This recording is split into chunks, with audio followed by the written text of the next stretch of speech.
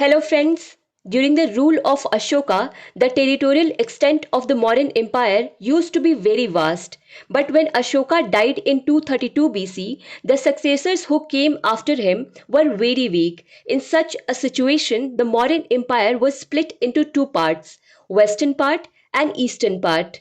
The western part of the Mauryan Empire was being ruled by Kunal, and the eastern part of the Mauryan Empire was being ruled by Dashrath.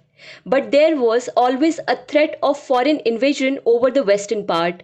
And in such a situation, due to the series of foreign invasion, the northwestern part got out of the hands of Magad Empire.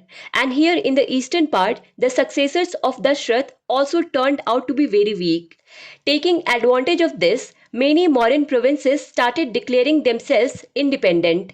Kalinga declared itself independent, and after this, the Satavahanas also declared themselves independent in the region of today's Maharashtra and Karnataka. So you can see that at the time of the last Mauryan king Brihadrath, the territorial extent of the Mauryan Empire had shrunk and had become quite limited.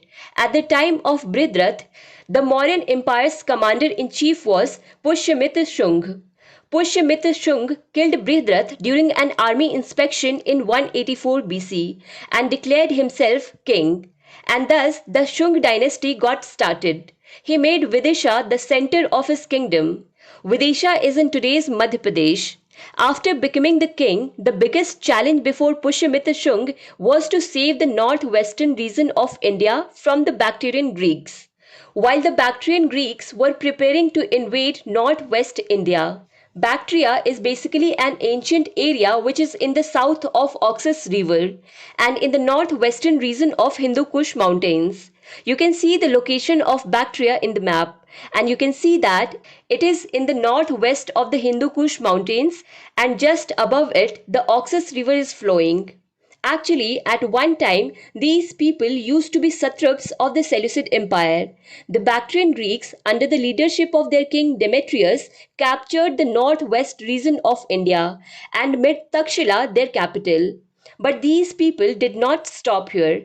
In fact, they occupied Patliputra for some time. But Pushyamitra drove them out and managed to take back his lost territory. In history, Pushyamitra Shunga is seen as a staunch Brahmin king who also performed two Ashwamedha Yagna during his rule, and Manusmriti was also composed during his rule, which is a law book in which it has been told that what should be the things in an ideal Hindu society.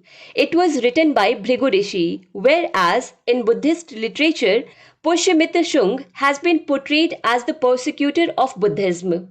It is mentioned in these Buddhist sources that he destroyed 84,000 stupas, attacked Buddhist monasteries and their places of worship, and drove away Buddhist bhikshus from his territory.